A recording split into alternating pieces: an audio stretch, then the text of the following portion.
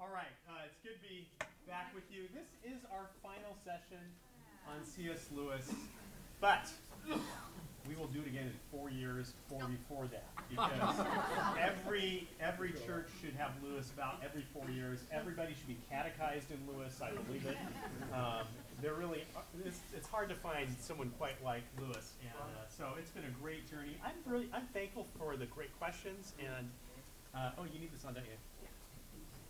Testing, testing. Are we on? Yes. Yes. It's great to be back. Thank you. It's good to see all of you guys.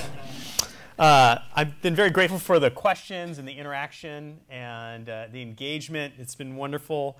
Of course, as the teacher, you always learn the most. And I feel like I'm encountering Lewis afresh. And that just keeps happening. In some ways, Lewis is kind of like what the whole Christian life is like, where you just return to the gospel afresh and you just find deeper and deeper wells and resources there that you didn't know before. And that's just the nature of the gospel. And Lewis is kind of like a little reflection of that, because returning to him at this stage of my own intellectual life, I am finding some new avenues. And today we're going to look at some of those as we look at Lewis the writer. We've talked about Lewis the man. We've talked about Lewis the theologian, his profound impact, his imaginative traction. We've talked about Lewis the ethicist, how he has this very profound understanding of oughtness as essential to our human condition. We've talked about Lewis the positive apologist, his very human apologetics that draw us in. We've talked about Lewis the negative apologist and how the mystery of the cross becomes the crux of how he understands answering the problem of evil. We looked at that last week. But today we're going to be looking at Lewis the writer. And to do this, I want to take a look at two of his most underappreciated forms of writing, both of which are typically thought of as the opposite ends on the spectrum of writing: Lewis's academic writing and Lewis's poetry. So both of these, really, you think of like a writer, you think of someone that writes academic prose. That's a technical approach to writing. And then you think about the poet who's paying attention to the aesthetic dynamics of language. I think by looking at these two opposite ends of the spectrum of Lewis's writing, what we're going to see is that Lewis had a certain kind of power in his writing that merged these two.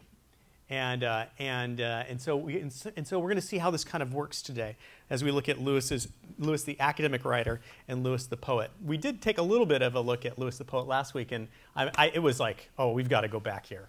This is so good. And his academic writing is the kind of stuff you never hear when you do C.S. Lewis classes. It's that like, oh yeah, he was also an Oxford Don, and wrote stuff, highfalutin stuff. Well, what was that highfalutin stuff that he wrote? We're going to take a look at that this morning. All right. Although best known for his Christian apologetics and his popular literature, Lewis produced very serious scholarship. Remember, his day job was that as an Oxford Don, and also he spent the last decade of his life at Cambridge. They call it Oxbridge. So he was, he was wrapped up in Oxbridge, and he was at Cambridge as the chair of medieval and Renaissance literature. It was a chair that they actually created, Cambridge created, in order to lure Lewis over to Cambridge. So good for Cambridge, So Lewis's focus as an academic was on Old and Middle English texts from the 11th to the 15th century. He did have a specialization in Spenser, who's from the 16th century, and Milton, 17th century.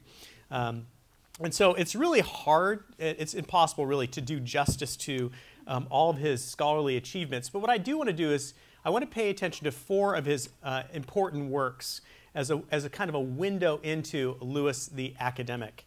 And we'll start off with Lewis's work, The Allegory of Love. Important here among his works is The Allegory of Love.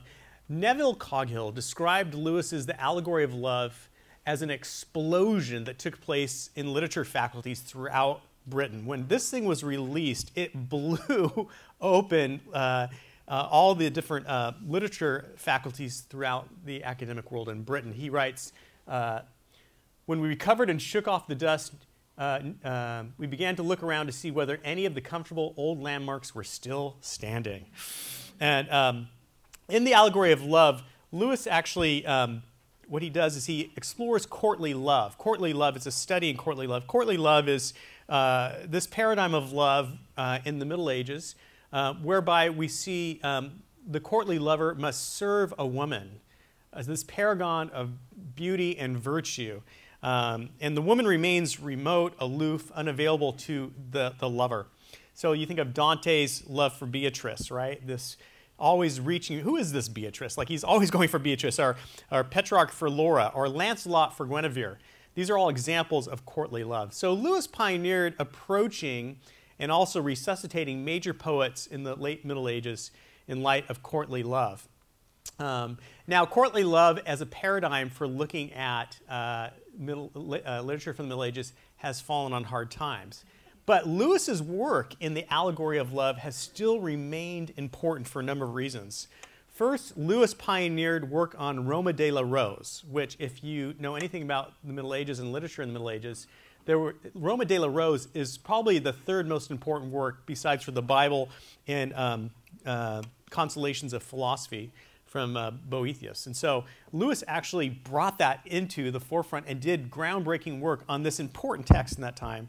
He takes up writers who before Lewis were considered obscure as just footnotes, and he elevates them and shows their importance. He has a chapter on Spenser here and the Faerie Queene, which, like all of Lewis's work on Spenser, is considered very important for the field.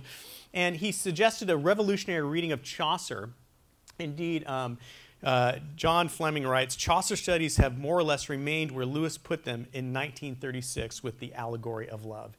So some solid scholarship with the Allegory of Love. Let's see here. Lewis also produced a preface to Paradise Lost. Paradise Lost is John Milton's work, of course. And this has been described as Lewis's masterpiece of literary criticism. In Paradise Lost, it's long been noted how compelling the lines are that the devil gives, right? It makes me think of Rolling Stones' song, Sympathy for the Devil, right? That's what happens when you read Paradise Lost. You get this sympathy for the devil. The devil is someone that you can actually sympathize with. But what's amazing is that Lewis comes to Paradise Lost, and he overthrows William Blake's long-held idea that Milton had a certain kind of sympathy for the devil, that Milton was actually, quote, of the devil's party without knowing it. And Lewis is so deeply offended, not only does he take William Blake to task, but he's so deeply offended because Lewis knows that to make this kind of judgment about Paradise Lost shows that you're completely out of touch with the era in which Milton was writing. Lewis showed that Milton had actually achieved something very different than what Blake said. This is because Milton was writing with a very different kind of epic in mind than Virgil. As Lewis famously starts the preface to Paradise Lost, the first qualification for judging any piece of workmanship from a corkscrew to a cathedral is to know what it is, what it was intended to do, and how it is meant to be used. And from there, he goes after Blake and says, of course, if you're reading from a modernist perspective, you're going to completely miss what Milton is doing. And what was he doing? Namely, he was writing a particular genre of epic that fits with Milton's particular universe, one marked by a favorable view of hierarchy and a deep understanding of the medieval view of pride, as well as an understanding that when someone talks about virtue, that you have to understand what their motives are behind that. There's always some kind of deep investment in that. And so Lewis then completely pulls Blake's view apart. Another important work of Lewis, academic work, The Discarded Image. Published posthumously, this is a work of intellectual history. The entire focus is on the brilliance of the pre-Enlightenment medieval and Renaissance world. The image is what is often called worldview, or what the French call le historie des mentalités, or what Charles Taylor refers to as the social imagination. Basically, it's the mental structures that guide the thinking of a period. Okay? By the way, as Christians, we use the word worldview way too much. I just want to kind of give us a little encouragement, like, worldview is helpful. There's a whole other talk. I want to do another series on Abraham Kuyper. He introduced the word worldview into North America in 1905. He actually used the word world and life view, which was a broader concept than simply a conceptual apparatus, but the idea that ideas always are embodied. And so that's why I think the French term, le historie des mentalités, or what Charles Taylor calls social imagination, captures a little more, and I think maybe closer to actually how we think as Christians. That's a side subject. But what Lewis is doing here is he's showing that this image, okay, this what we'd call worldview or this social imagination, or this mentality, okay, has been discarded, and he's saying it's been discarded, but there's a tragedy in that. Because there's something that we are discarding that has deep treasures, ways of perceiving the world that we do not catch. And what is it that's been discarded? It's the pre-modern understanding of the universe as having the earth at its center, and human beings being the central reality on earth as being created by an omnipotent and immanent God. And so you might say, but science has told us otherwise, right? We have a heliocentric universe, right? So why would this be of value? Well, whether or not we have a heliocentric or an earth-centered universe, there's a much more important game at stake, which Lewis is pointing out, which is the idea of what do we call the universe? Do we call it a home, or do we call it an empty space? And you'll see that with the arrival of deism in the 17th and 18th century, the universe is more and more spoken of as empty space. In other words, there's a lack of any kind of plot structure, narrative, or meaning, or meta-narrative behind that. And I went to an art exhibit last night, which the theme was home. And there's all this artworks, and it was paying attention to all the artifacts that we surround ourselves with and that we arrange.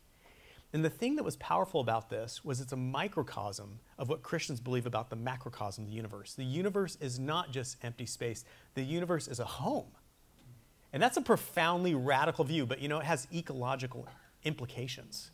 Huge. So Lewis was onto this, by the way. In his poetry, he does ecology as well. But so Lewis is saying there's something we've lost when we've discarded this image, this medieval understanding of the world, of the universe as a home. It's not an empty space. And it's a phenomenal introduction. John Fleming writes, I know of no better introduction to the fundamental assumptions undergirding the medieval and Renaissance literature of Christian Europe than the discarded image.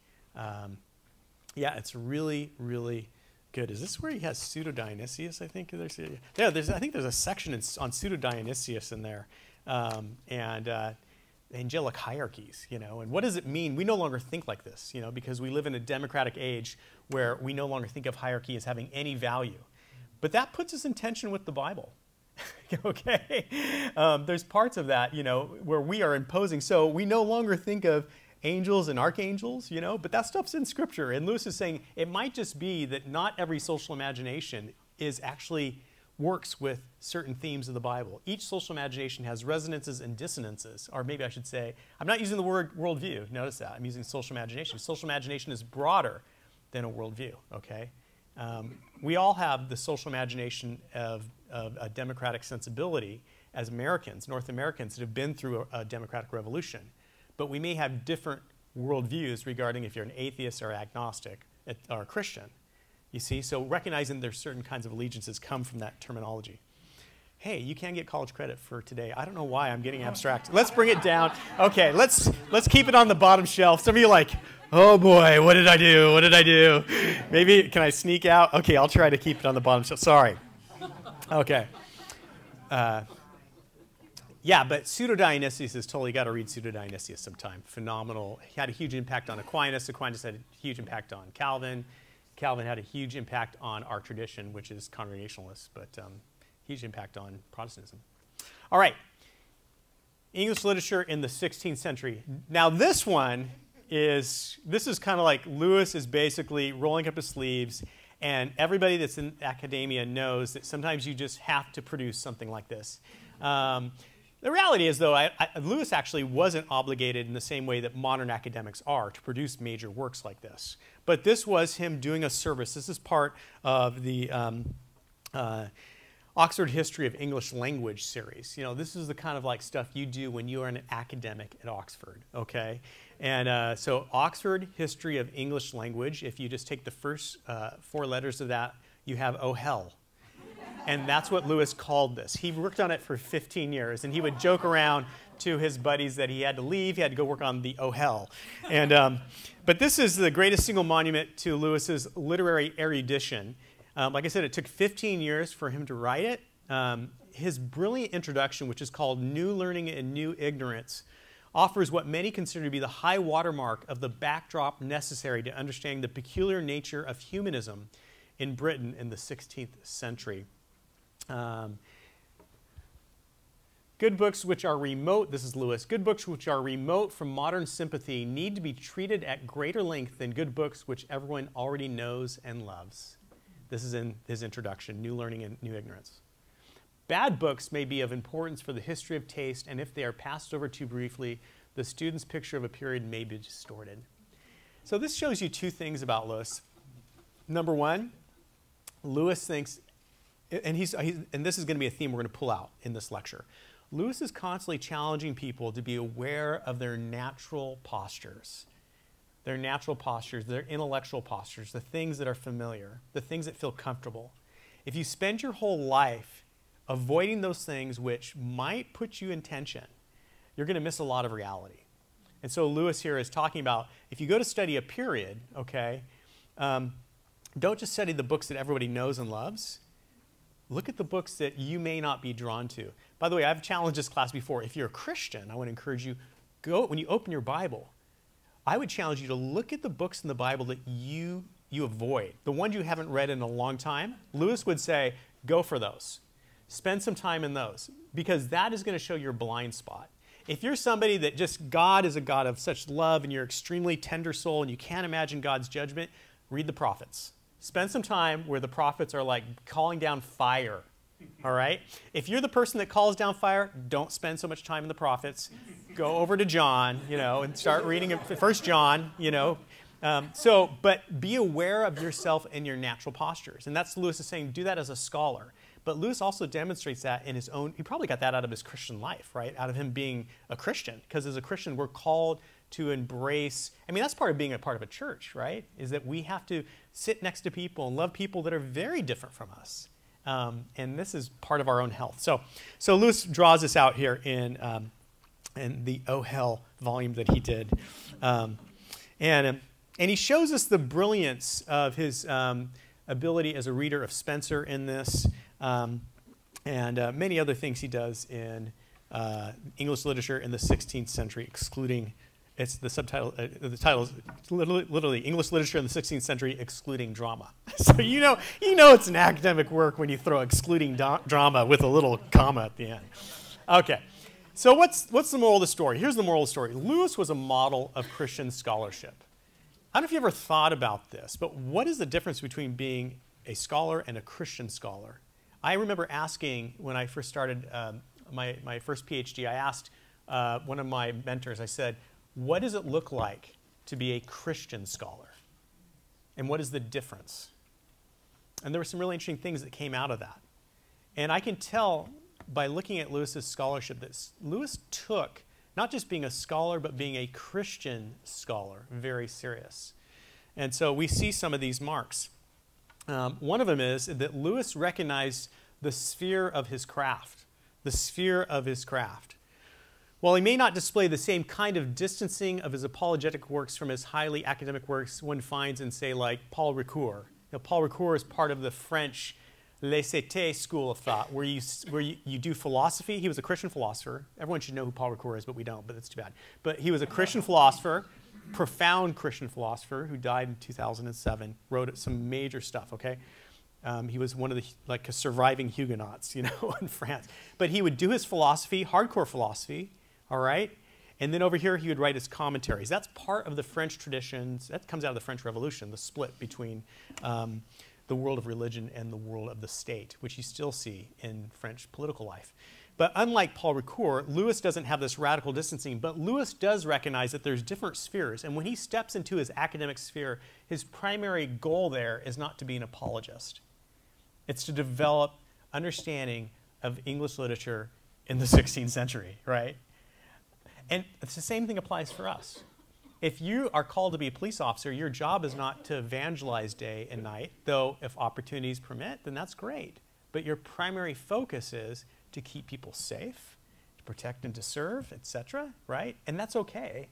It doesn't mean that you rip that apart, but if suddenly you're a terrible cop, but everyone's getting evangelized, that's not to the glory of God. And Lewis would have recognized that, right?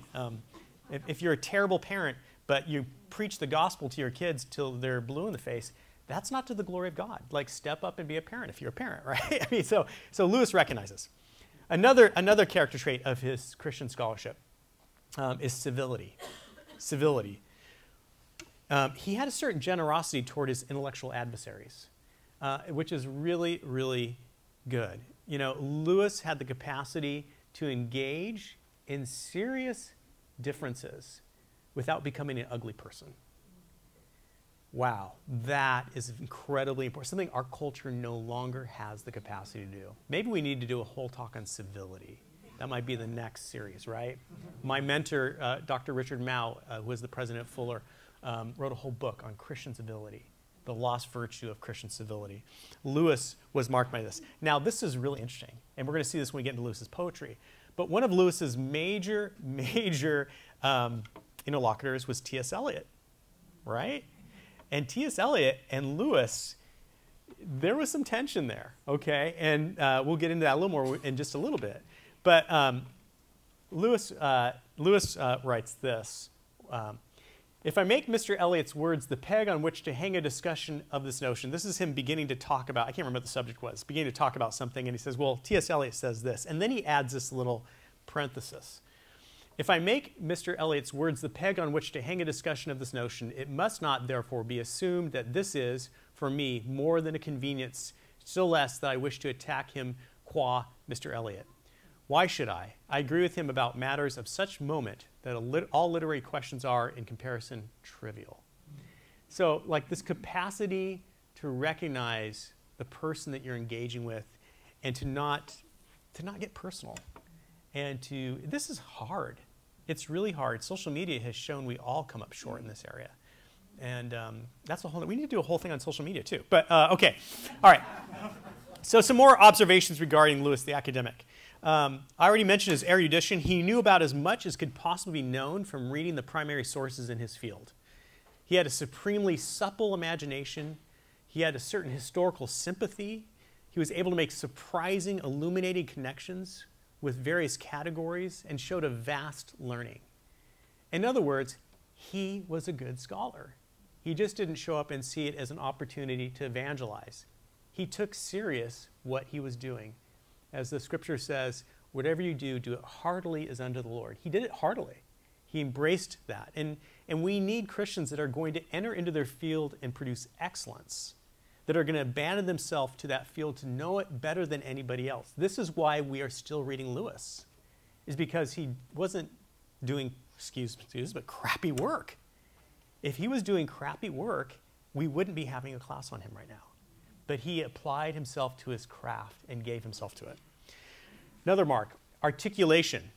He had a remarkable capacity to put things into felicitous language in ways that were unique.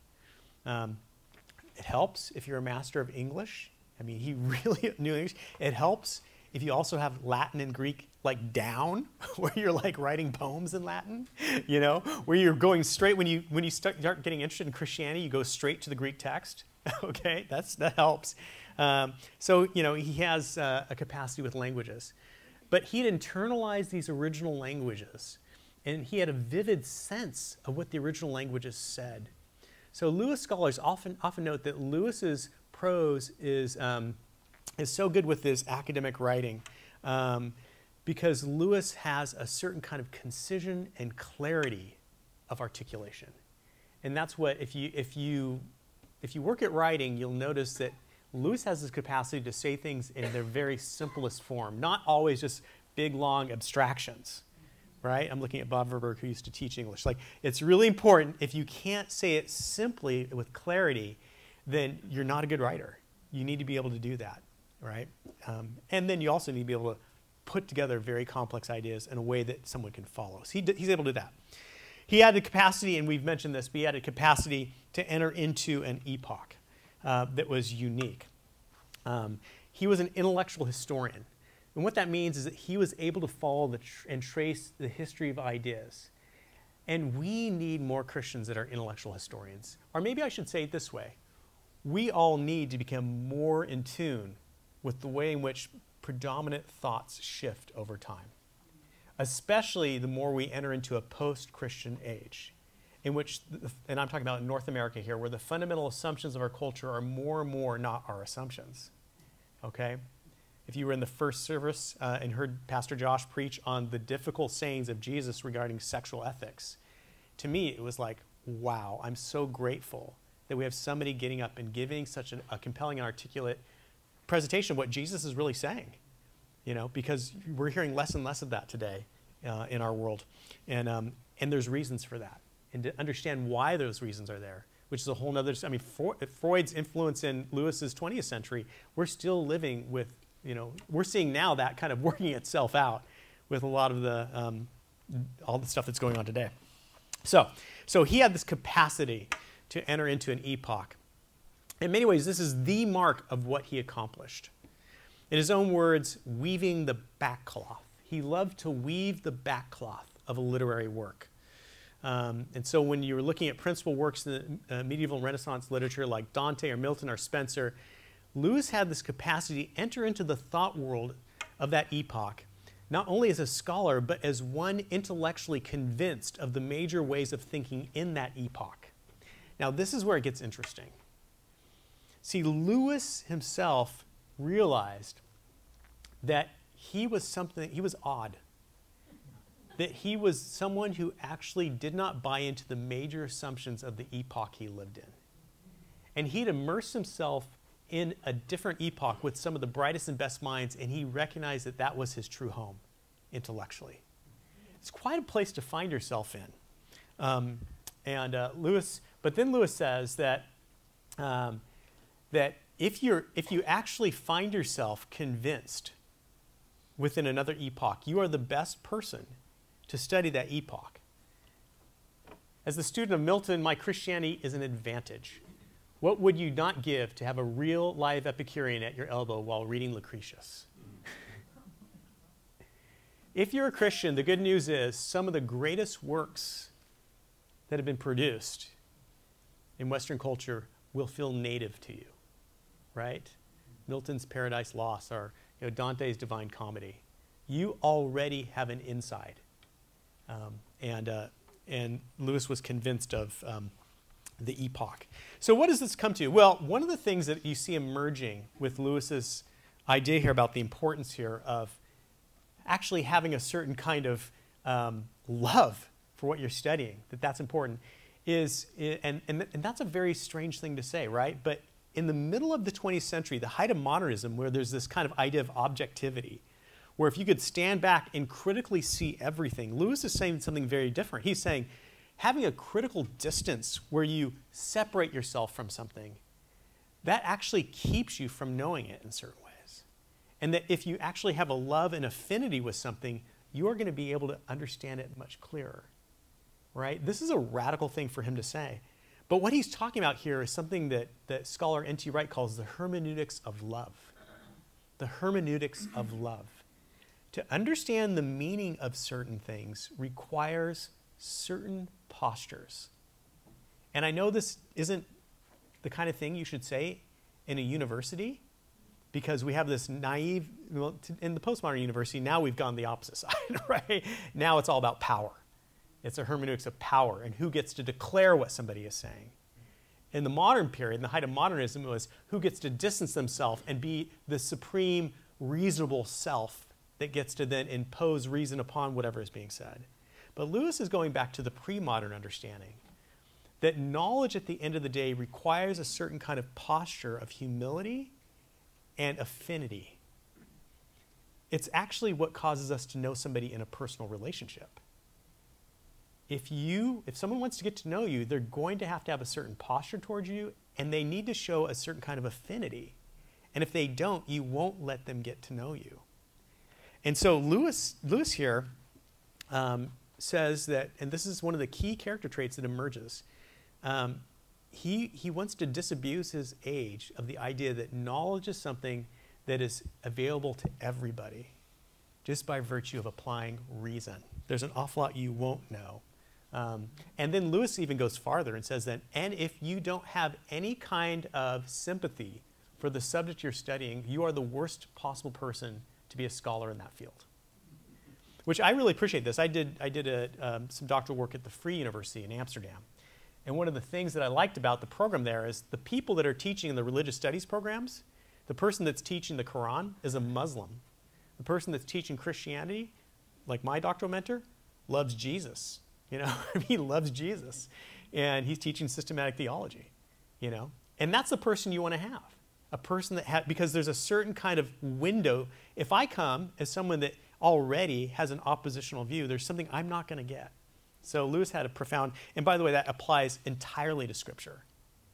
There's so much of Scripture you will not get. If your posture towards Scripture is already antagonistic, it's like the windows will be closed. The Bible will be a dead book to you. It's amazing. Lewis says, those who are not interested in the author's matter can have nothing of value to say about his style of construction. And of course, this has implications for all the Bible's literature classes that were thrown out there. Remember that whole thing? Bible's literature. Okay, great. The idea that we can extract the Bible as just a piece of literature. There is something, Bible is literature. The Bible has genres. But there's also something suspicious that we're just going to treat the Bible just as literature when the Bible itself never made the claim to be just literature, but something much greater, right? And again, that would be like someone saying, well, I'm going to approach you as a specimen. Well, that's wonderful. I am a specimen. I have a body. I can be studied through the lens of science, but don't count on getting to know me because I don't think of myself primarily as a specimen. All right. I don't know. I'm so philosophical today. All right. So Lewis is challenging the modernist bias. He's an intellectual historian who is challenging the modernist bias. And this is most clearly spelled out in Lewis's 1954 speech turned into an essay, De Descriptione Temporum, on the description of epochs. This was given at the installment of his, as the new chair in medieval and Renaissance studies at Cambridge. Again, good job, Cambridge. Cambridge wanted to bring Lewis, and they invented a chair just to bring him there. So Lewis argues in this De Descriptione Temporum that dividing lines between medieval and Renaissance studies needs to be questioned. There is no easy way to divide these into two different epochs. And that binaries such as the Dark Ages and the modern period are just silly. That if you look at the way in which thought unfolds, it's never with such clear distinctions where you're starting a new period. He uses by way of example the first chapter of J.M. Burton's Early Tudor Poetry, which states, we begin with 29 pages, and they contain of unrelieved gloom and grossness, in which he says, the first rift in this darkness is the Copernican doctrine, as if it, and Lewis writes, these first 29 pages of unrelieved gloom and grossness, superstition and cruelty to children, and this page that talks about the final rift between this gloominess and grossness with the Copernican doctrine is silly. It's as if a new hypothesis in astronomy would naturally make a man stop hitting his daughter about the head.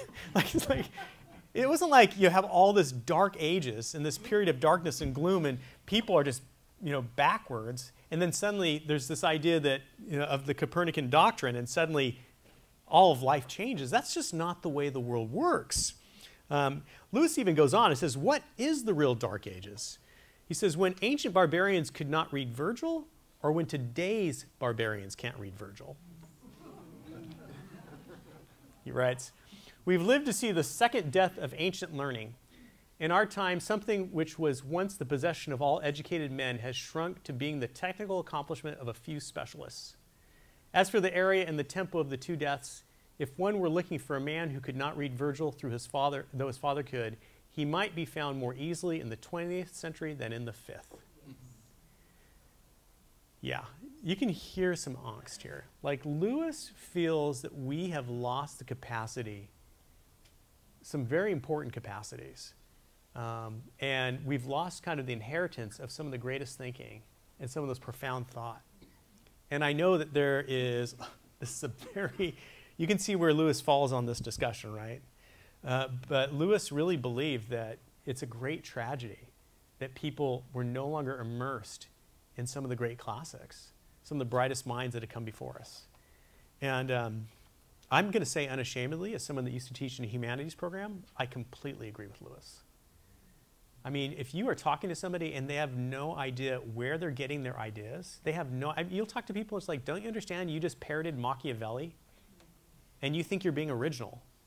Like these ideas were already dealt with. You don't even know that. And we should think this is good. This isn't good. These are people that are just cut off. They think it's like meeting someone that thinks they've just invented Christianity for the first time. You know, you meet Christians and say, we don't need the creeds. Like, how naive are you? How arrogant are you that you think we can throw out all the greatest minds that have come before you, and why? Because you wear skinny jeans? Like, how silly is this? So Lewis was deeply concerned with the way in which the inheritance of some of the brightest minds were just being thrown out. But Lewis then goes on in this speech. This is, again, at his installment at the chair. And he goes on and he says, if we really do want to draw a line, the line doesn't fall between medieval and Renaissance. The line falls between what would be called a pre-Christianity and post-Christianity in thought. And he draws it right around 1800. And he says there's a profound shift that takes place in Western culture around that time. And he says that that's where we see a completely different way of understanding the world emerge. And everything before 1800, you can take it all the way back. There's this great quote where Lewis says, non-Christians are not pagans. Calling a non-Christian a pagan is like believing that a woman, because she's divorced, is suddenly a virgin again. Like non-Christians are doubly removed from paganism. Think about that for a second. See, Christianity was the solution to paganism, right? But if you leave Christianity behind, you are now another step removed from the questions and concerns that the pagan world had raised. The pagan world, which didn't know how to treat people with dignity and with kindness, and didn't know how the world could not be reduced into a battle of the wills and power, in which the weak were snuffed out, in which it was a matter of a shouting match, in which you were attempting to bully and push other people around. Well, guess what? We are now living in a culture that is becoming more and more less influenced by Christianity. And what are we seeing? We're seeing Nietzsche. We're seeing everything being reduced to matters of power and people being reduced to identity politics. You know, where if you say something, who cares what you said? It's a matter of whatever tribe you're from imposing your position on me. So it's a shame we can't see what the pagans saw, because if the post-Christian world could see what the pagans saw, they would see how Christianity was the answer. They don't realize it. So in a certain sense, there's a new kind of paganism. In a certain sense, there isn't an awareness of that paganism. It's a shame that our post-Christian world is not more aware of the pagan world, because they would see that the questions they're beginning to raise all over again might have already been around. So I'm kind of preaching today. All right. I guess I'm moving back into preacher mode, so the class ends. All right. Okay. So Lewis is really concerned that there's this, we've left any kind of historical awareness behind, and he writes this. In the individual life, as the psychologists have taught us, it is not the remembered, but the forgotten past that enslaves us. I think the same is true of society. To study the past does indeed liberate us from the present, from the idols of our own marketplace. That's Bacon. But I think it liberates us from the past too. I think no class of men are less enslaved to the past than historians. The unhistorical are usually, without knowing it, simply enslaved to the fairly recent past. Isn't that so true? Like, how can you have any kind of awareness of the world you're living in, and what are the fashionable ideas if you have no awareness of the past? You know, it's so helpful. Oh gosh, let's just, one of the examples that Lewis gives, by the way, of this problem is in English literature in the 16th century. And Lewis there shows that far from the current criticism of Puritans as being prudish ascetics, in their own day they were blamed for being too sensual and life-affirming. That's our heritage here at this church, okay? And he quotes Thomas More, Roman Catholic Thomas More, is stating, "A Protestant is one drunk of lewd lightness of mind and vain gladness of heart." He's talking about Puritans here. So, you know, if you have no historical awareness, you can call the Puritans prudes. That just simply shows you don't know what you're talking about. Because within their own time and period, they were seen as these light-hearted people that embraced life, that enjoyed life, and that sucked the marrow out of life as part of their bold faith and part of their grace, right? So profound. And this, by the way, this need for historical awareness is one of the reasons why, and we interrupt for a commercial break, in our internship program here at Christ Church that I am running, we have our first 5 interns. This is what we're reading. We're reading classics. We're reading Julian of Norwich and Pseudo-Dionysius. We're reading the Valley of Vision, which is just these beautiful Puritan prayers. We're reading John Donne and George Herbert, and we're reading St. John of the Cross. And, oh, there's C.S. Lewis in there, if you can look. Way to Glory, and some Dietrich Bonhoeffer, and John Calvin. Sorry, I love John Calvin. People that boo John Calvin have not read John Calvin, I'm afraid.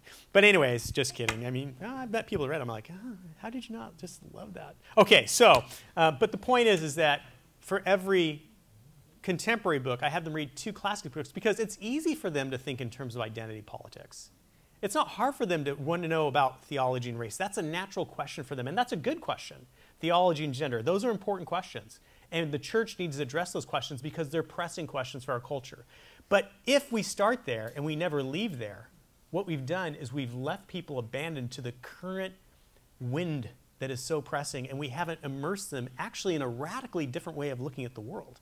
If you read Pseudo-Dionysius, you're in a completely different time and period. It's far more brave and challenging to read somebody from the 5th century than to read a contemporary who has a different view than you. Because you want to step outside of your mindset. Go read St. Augustine, who's North African, okay? He's not North American, he's not Anglo. He's North African. He is biracial. He's bilingual, okay? He's living in a radically different time. The dominant form of influences are just so different. If you can immerse yourself in St. Augustine, you will revisit your own society and world in radically different ways. Same thing goes for Calvin, all these books. So, well, not all of them. You have Tim Keller at the top and the bottom, just because we like to preach the gospel here. All right.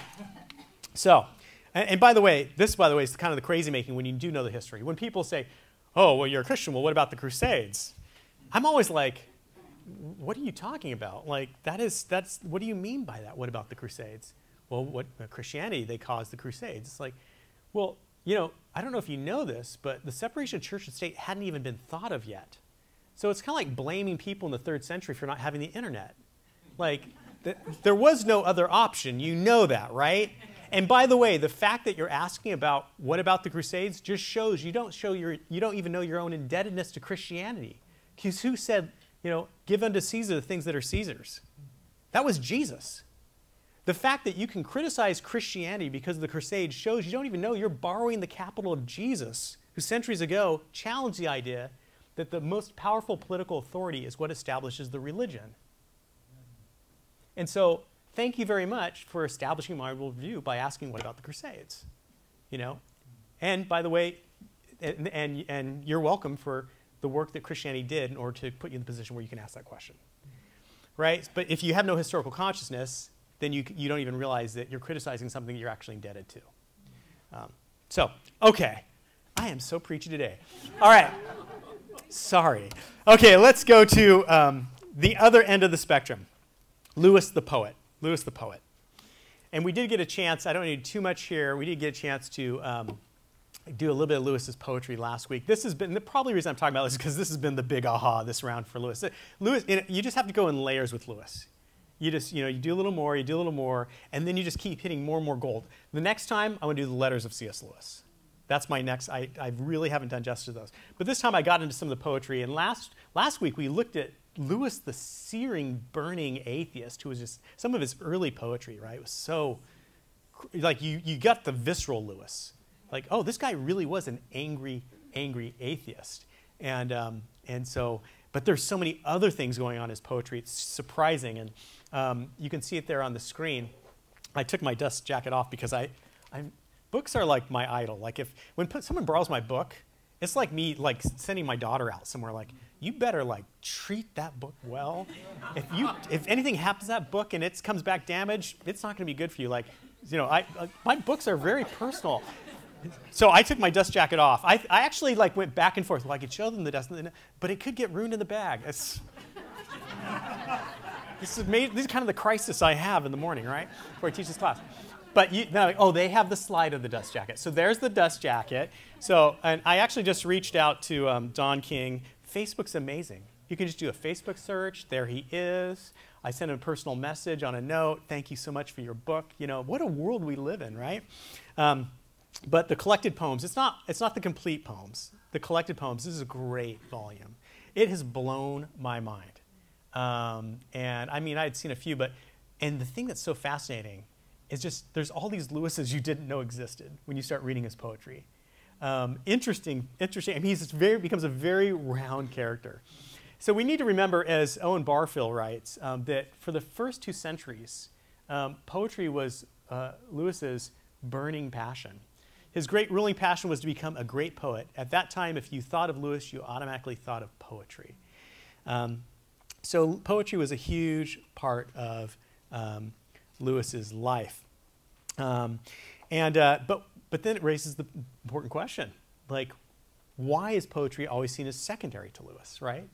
In fact, why is it that Lewis is more known for him writing academic books like Milton and like Spencer and The Allegory of Love, talking about other people's poetic works than his own? How can he have elevated other poets but not be able to save himself in his own poetry? Right? That's an interesting question. So what's going on? Well, Charles Hutter has stated that probably one of the things that contributed to Lewis's poetry not getting the attention that you would think it would get is that Lewis really he had shunned modernism, which was a poetic movement that T.S. Eliot was in the middle of, right? And Lewis just very much self-designated himself as being anti-modernist in his poetry, even though there's aspects of Lewis's poetry that do show an awareness of the modernist discussion of poetry. So we know of T.S. Eliot as a poet. We don't know of Lewis. And in fact, by age 30, it appears that Lewis had settled that he would not be a poet like he had hoped. Because his giant narrative poem, Dimer, which is a big, fat poem, narrative poem, didn't go off like he thought. Again, it's just like John Calvin wrote his commentary on Seneca with all the bells and whistles, and it just dropped dead. And he, like an identity crisis. I think Lewis had something similar happen. He spent years and years working on this thing. So Lewis then, at the same time, he can recognize that things are taking off for T.S. Eliot. So this is something that's very personal for him, right? Imagine this. You're a Christian, you want to be a poet, and your poetry doesn't catch, and then there's this guy named T.S. Eliot. So I wonder what God was doing in Lewis's life with T.S. Eliot. There's probably a T.S. Eliot in your life where you're like, really, Lord? Like, I'm working just as hard. Like, why am I not? So, and Lewis actually wrote a verse. It kind of shows his frustration that his poetry doesn't catch and T.S. Eliot's does. And this is really, in a certain way, it's almost like a dig at Eliot, and particularly his poem, The Love Song of J. Alfred Prufrock. Lewis writes, I am so coarse, the thing the poet sees are obstinately invisible to me. For 20 years, I've started my level best to see if any evening would suggest a patient etherized upon a table. In vain, I simply wasn't able. What's he saying here? So, in The Love Song of J. Alfred Prufrock, T.S. Eliot has this capacity to dissect the internal workings, right? And he's looking at the modern urban individual, the person who's stricken with feelings of isolation and the incapacity for a decisive action and disillusionment. And so here's this modern person that T.S. Eliot develops through this introspection. And so Lewis is kind of digging at this. Like, I haven't gone in for this kind of like navel gazing, we might say, that T.S. Eliot does. I can't see what they see. I don't see the value in that. It's not what I'm doing. And yet, I'm suffering from that, right? And so Lewis made Eliot and his poetry the locus and symbol of those aspects of the modern world he was trying to oppose and criticize. He had a number of public academic disputes with Eliot as a critic, particularly about Milton's place in the canon and modernism's dismissal of Romanticism. Later, Lewis and Eliot came to know one another very well. They reconciled many of their differences and found a great deal in common through and beyond their common conversion to the Christian faith. They were both Anglicans, after all. The more mature, nuanced Eliot was actually very much invested in reconciling the past with the present rather than leaving it behind. For example, Eliot's sustained conversation with Milton in Ode on the Morning of Christ's Nativity not only echoes Milton, but reimagines and recreates Milton in light of contemporary idioms. So Eliot was not content to simply repristinate the past. He wanted to bring together the past and the present. And in many ways, Lewis has a very similar sentiment. So they can almost be seen as like warring brothers. And if you really want to get into Lewis's poetry, you might want to read a little T.S. Eliot too, because you can see that there's this dialogue going on back and forth. So like I said, Lewis wrote a surprising amount of poetry. And during his lifetime, there are 2 volumes that were published, Spirits in Bondage, a Cycle of Lyrics, which he published when he was 17. This is his first publication, and then his longer narrative poem, Dimer. But he wrote other poems. They were published in journals under pseudonyms. He wrote 16 lyric poems that are included in the Pilgrim's Regress, and there's a bunch of poems scattered throughout his letters, his published journals, and magazines, and under the pseudonym N.W., which stands for not Wilk in Latin, which means I know not whom. Yes, there should be a whole talk on Lewis's pseudonyms, because they're so funny, you know. Malcolm Guite, who's an Anglican poet, who writes really great poetry, by the way. If you ever see his stuff, you should read it. He wrote a book on art that I disagree with, but he writes great poetry. He writes this: "The range is indeed astonishing. The lyrics cover everything from poetry of the Great War tinged with the influence of Yeats and the French symbolist to satiric verse and epigrams modeled on Horace and Juvenal. Robustuous pieces in the manner Chesterton, delicate elegies, complex metrics experiments, and imaginative pseudo-pagan panegyrics set alongside chastened meditative examples of classic Christian examen." That's his lyrics. Okay, let's talk about his narrative poems. The range of the narrative verse is just as wide. Dimer is an emblematic self-made myth of rebellion, death, and resurrection written in 9 cantos of rhyme royale. The Queen of Drum is 5 cantos of mixed meter, strangely coming in contemporary political comment on the rise of fascism with a profound meditation on the place of fairy and hence the role of the imagination, both religious and public life. There's a long fragment of Arthurian verse called Lancelot, which is perhaps too indebted to Tennyson. And then a very fine poem in 742 lines of alliterative verse entitled by its editor, The Nameless Island, and dealing at depth and enriched symbolism with the reconciliation and concord of the divided powers of reason and imagination, which is a central theme in Lewis's work. So those were descriptions by Malcolm Guite, pretty good descriptions of both his lyric and his narrative verse. Let's just go over 5, I think I have 5 basic categories. There's his early poems, retelling of Norse myths in the narrative style of Virgil and Milton. There's brooding poems, this is my title, brooding poems on nature's beauty, human suffering, and God's disconnection with both. So this is, this is him trying to reconcile his unbelief with his kind of draw towards romanticism. There's the narrative epic poem Dimer. There's then lyric poems. These are found in the Pilgrim's Regress. I think there's 16 of them. Who here's read the Pilgrim's Regress? Awesome, yeah. So he has these lyric poems, which is such an interesting thing to read a book and then have all these poems. A lot of times they're in the mouths of these different allegorical characters who are singing or saying something. Then there's later poems. Occasional verse, burlesque, and erudite satire are contemplative or religious poems musing on the human condition, pain, suffering, pride, meaning, and the spiritual life. And then the most touching ones, apex poems, include 3 sonnets dealing with joys, cancer, and subsequent death. And even poems where Lewis is looking back on his life and has these very touching and moving, profound queries about his expectation of what his life would have been. Lewis is okay with life not, everything having a bow on it and wrapped up nice and neatly, which is what I love about poetry. The nature of language itself is that it's open-ended. The nature of, that's how it actually attaches to us, is the metaphorical quality of all language. let's take a look at just a couple poems, and then I do want to leave a little bit of time for Q&A. So one poem, how did I choose these poems? I chose these poems based on, I think, what they tell us about Lewis's own journey as a writer, his own unique contribution, and based on what we've kind of been talking about, Lewis's own problem of being stuck in the wrong epoch. As he says, I am a dinosaur. When he's installed in the chair of medieval restlessness, he says, I'm a dinosaur. Like, look at me, because my way of viewing the world is so radically from a different epoch. And study me, because we're dying out. I'm the last of my kind.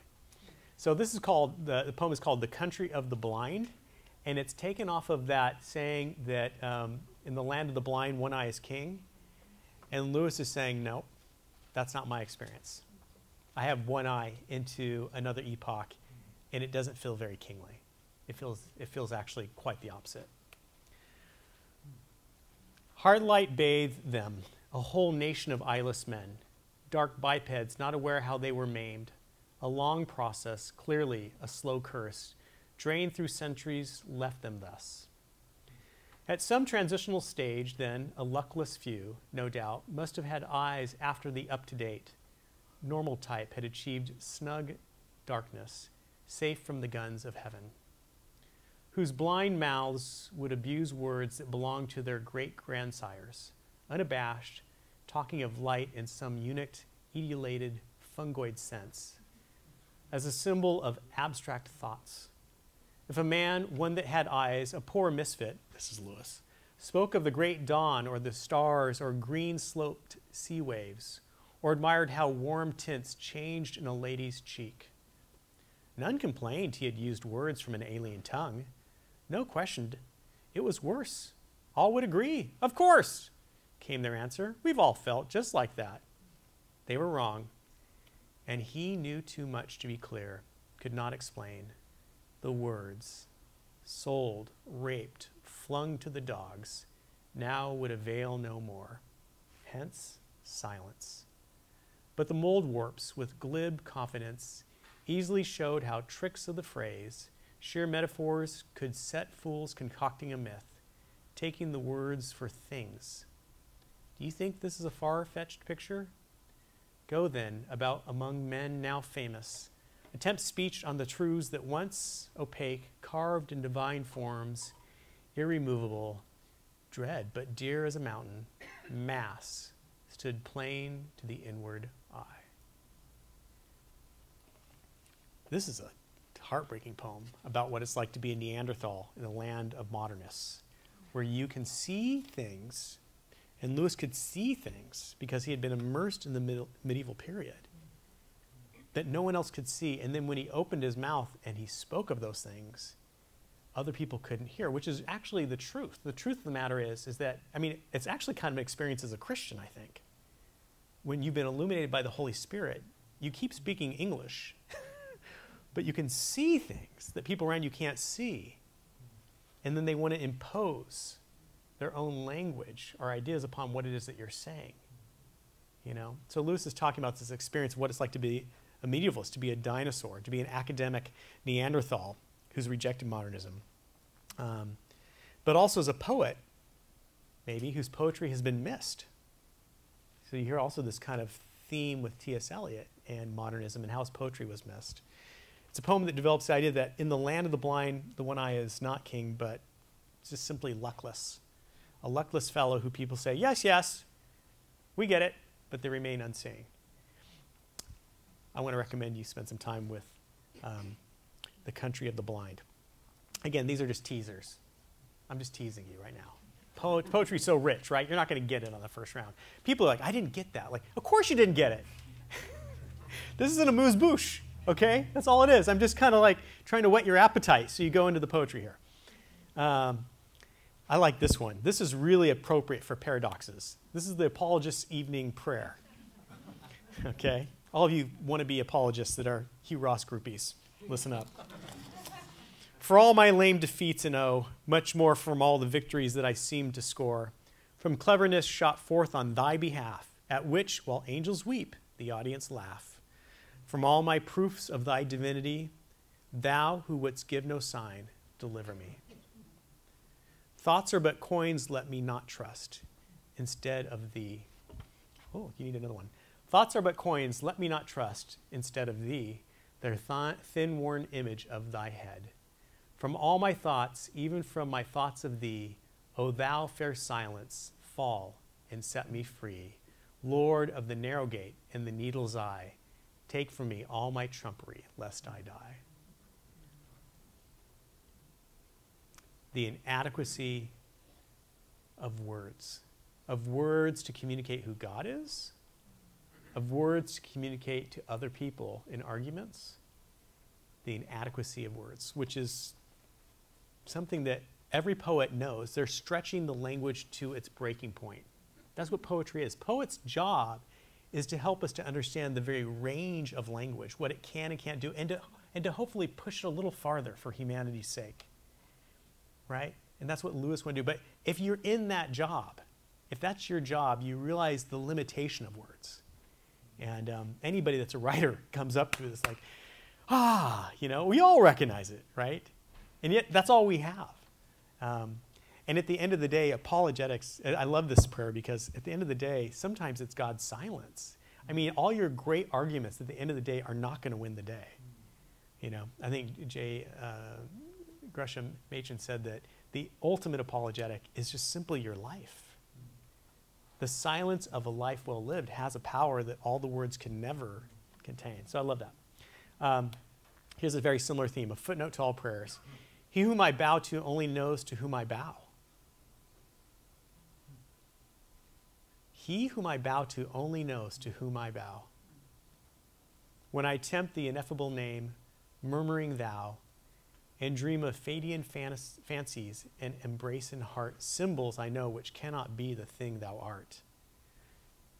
Thus always, taken at their word, all prayers blaspheme, worshiping with frail images a folklore dream. This is hard for us as Protestants. And all men in their praying, self-deceived, address the coinage of their own unique, unquiet thoughts, unless thou in magnetic mercy to thyself divert our arrows, aimed unskillfully beyond desert. And all men are idolaters, crying unheard to a deaf idol, if thou take them at their word. Take not, O Lord, our literal sense. Lord, in thy great unbroken speech, our limping metaphors translate. This is a profound thought, again, about how we can put too much confidence in our own words, in our prayers. That the Spirit groans inside of us with words, with groanings too deep for words. And that's where prayer begins. It begins at that level, not at the level of, being eloquent. And at the end of the day, all prayer leaves words behind. And if we don't leave words behind, then we're practicing idolatry. Profound. All right, let's bring the horses in the stable. Just too much good stuff. Okay. Lewis's poetry is powerful precisely because it is one more place where we see him integrating reason and imagination. Now, Lewis, the funny thing is that Lewis's poetry didn't take off, but Lewis's prose took off precisely because it's so poetic. You read Lewis's prose because it's poetic. There's better people that do apologetics these days if you want arguments. But you'll keep reading Lewis because he says it so beautifully. And that's a lesson, like, at the end of the day, we are aesthetic creatures. It's irreducible. It's part of our constitution. And the gospel should be beautiful. It's not enough for it to be factually correct. And I say that as a theologian that wants it to be correct. So Lewis's lifelong project, be it an academic poetry, prose, or apologetics, was to bridge reason and the imagination. And this came from Lewis's own sense that in the mid-20th century, he was stuck between the two. As he writes, such then was the state of my imaginative life. Over against it stood the life of my intellect. The two hemispheres of my mind were in the sharpest contrast. On the one side, a many-island sea of poetry and myth. On the other, a glib and shallow rationalism. Nearly all that I loved, I believed be imaginary. Nearly all that I believed to be real, I thought grim and meaningless. And so I'm going to close our class with this poem from Lewis called Reason, in which he talks about how you need both reason and the imagination. Sit on the soul's acropolis, the reason stands, a virgin armed, commercing with celestial light. And he who sins against her has defiled his own virginity. No cleansing makes his garment white. So clear is reason. But how dark, imagining, warm, dark, obscure and infinite, daughter of night. Dark is her brow, the beauty of her eyes with sleep is loaded, and her pains are long, and her delight. Tempt not Athena, wound not in her fertile pains Demeter, nor rebel against her mother right. Oh, who will reconcile in me both maid and mother, who make in me a concord of depth and height, who make imagination's dim exploring touch ever report the same as intellectual sight. Then could I truly say, and not deceive, then wholly say that I believe. Lewis did believe. He believed with head and heart. He believed with reason and imagination. He believed with academic writing and with poetry. And for all of our benefit, he believed with popular works that were beautiful. Thank you very much.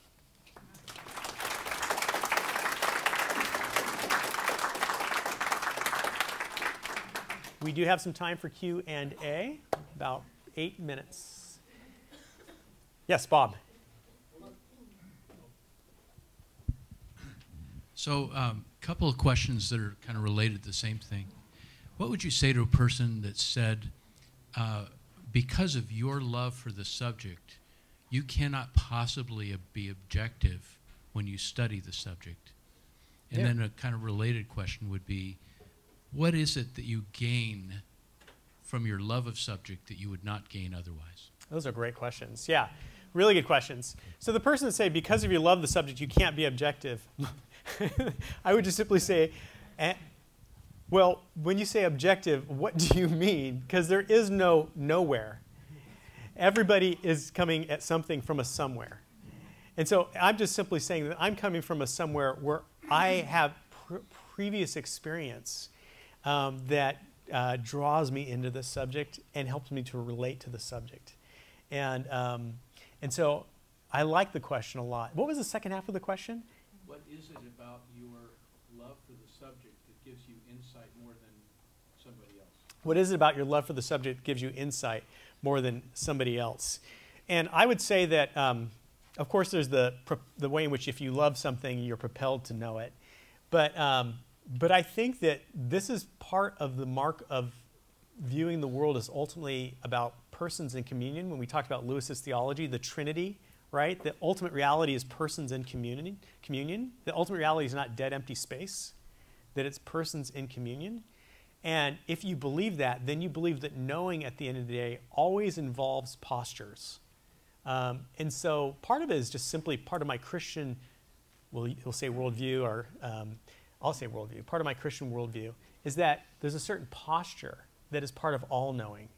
And I would even say, like, I have a friend who's an ecologist, and he lives out in nature. I love reading his posts because he views the natural world with lenses that I don't have, because he's passionate. You know who I'm talking about. He's passionate, right? He's kind of a St. Francis of Assisi kind of guy, right? He's like a John Muir kind of guy. He has such a love for nature, and that's drawn him deeper. And as he's drawn deeper, he's gotten to know nature more, and then that's then fueled his love. And this kind of cycle is actually how all knowledge really works. People that love mathematics, they have some success with math, so they're propelled on. And maybe that's what happened with me. It didn't work. You know, I never fell in love with it. But people that have a love for math, they know They really know math, and they have a certain kind of protection. Like if you don't get math, they feel a little wounded because they see it in ways that you don't see it. You can't pull it apart. Knowledge always has the human element. So, yes.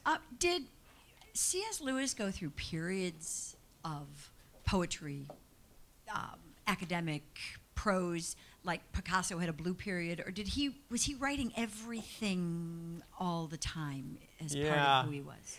Yeah, I think it's kind of a mix of both, right? Sometimes he had major things that had to get done, but he always, a great writer always kind of has something going on, right? There are times where we saw, particularly in the 40s, where he was just writing so many different things, and always spinning things off and applying things in different directions. I mean, he had such a fertile mind. But there were times where he had to focus and get things done, and there were times where he had multiple projects happening simultaneously. And because he cared about the craft of writing, whether he was doing academic work or poetry, he could embrace all those different genres with a certain seriousness and not feel like he was, unlike most of us, where it's kind of like you have your one or two things you're good at, and if you imagine having three things, how can you do them all at the same time? I think Lewis was just so capable. He could carry on multiple things simultaneously that would be very different kinds of projects. It's incredible. Is really what it is. My question was, he was lamenting the fact that so much had been lost since the Middle Ages, and that we've lost our historical awareness. And I was wondering, to what extent was he involved or influenced by any political philosophers of his time? Because it struck me that there was a philosopher during his lifetime, Leo Strauss, that I think had a similar understanding. Like he was going back to the ancient Greeks, and Aristotle in particular, that then influenced the medieval period for sure, and just seemed like they were kindred spirits in some respect. So I was just curious to what there might be a connection with political philosophers of his time. Next time we do Lewis, I want to dive into that, because I think that's a very, very interesting question. Of course, Lewis is going to be much more sympathetic to hierarchy than we would be, because we don't understand it, right? And so that doesn't mean that Lewis wouldn't want to embrace democracy, but he wouldn't do it in a way in which he maybe put a kind of stake in democracy that we might. You know what I'm saying? So, I mean, I think we can naively assume if we just spread democracy around, then the world just, everybody joins hands. And because if you don't understand the history, you don't understand not only the gains, but the losses. Because with every development in history, there tends to be gains and losses. And I think Lewis could see the losses and not just the gains. And he could bemoan those losses in ways which we can't understand because we're not as immersed. And just one other comment. When you were reading The Country of the Blind, it reminded me of Plato's allegory of the cave, where people mistake the shadows for reality. You have a man who crawls out, is in the light, sees what reality really is like. But in the modernist period, it's as if we've walked back into the cave without realizing it. Another version of The Country of the Blind. Oh, yeah, that's good. Yeah, that's really good. I'll have to go back and reread it with that vantage point. Thank you for that.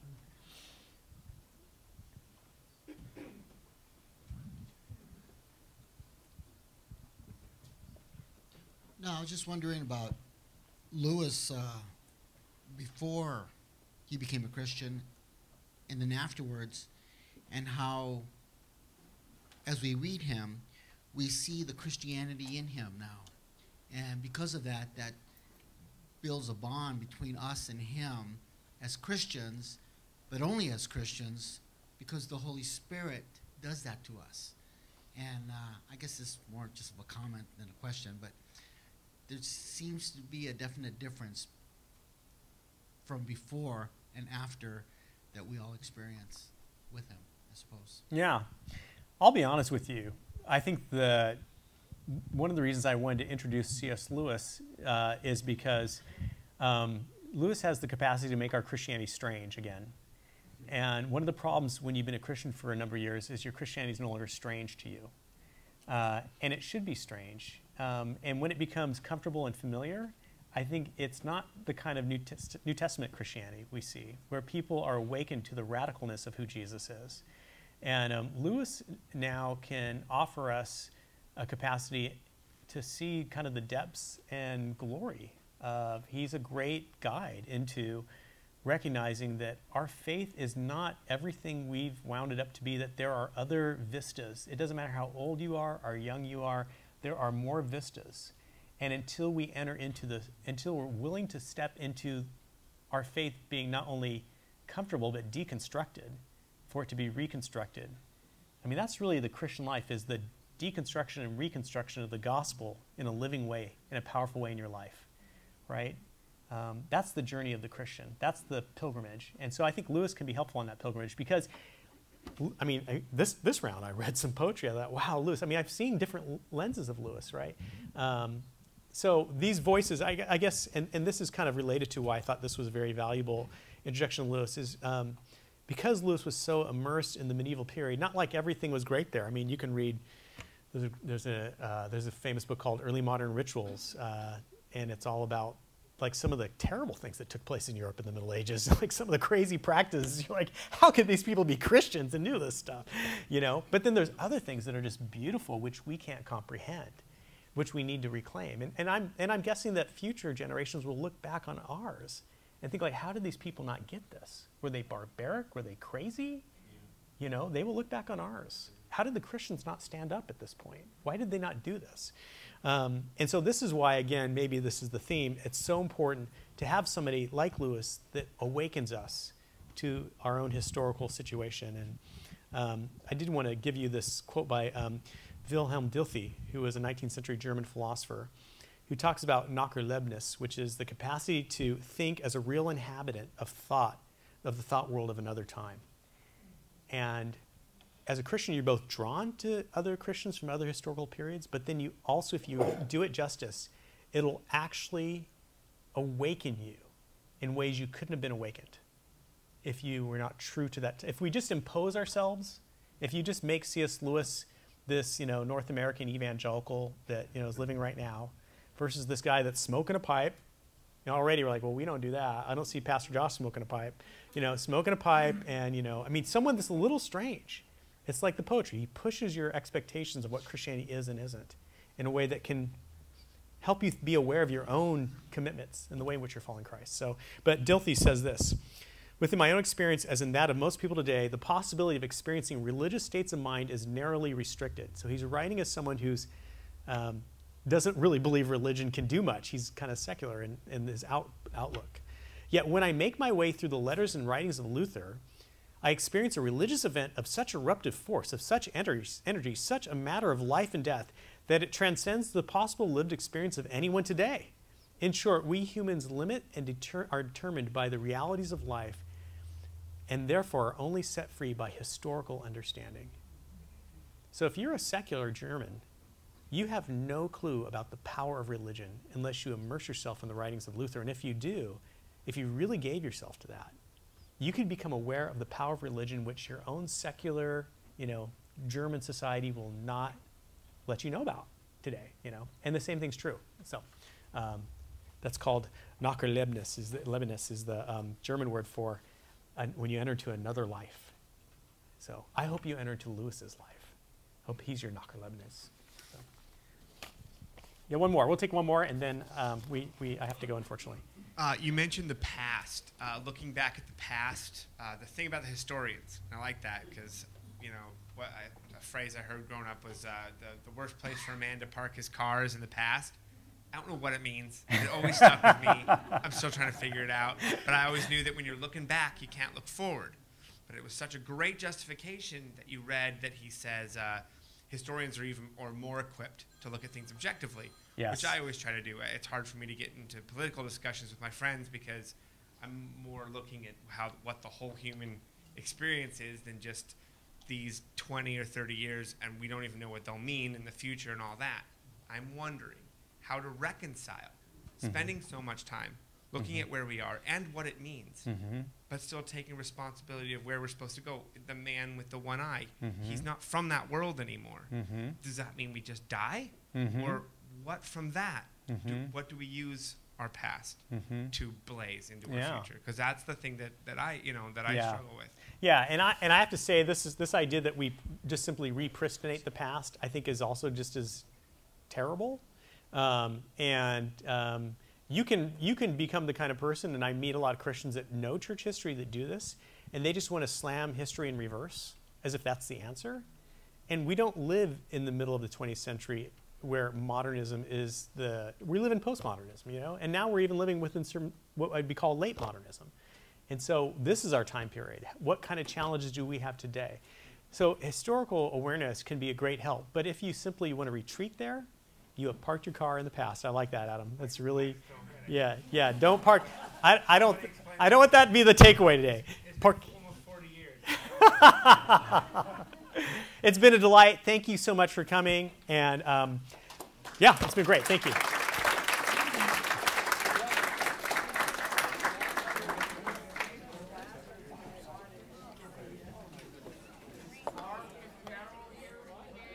You mentioned Luther there at the end, and there's this great book out right now by Eric Metaxas.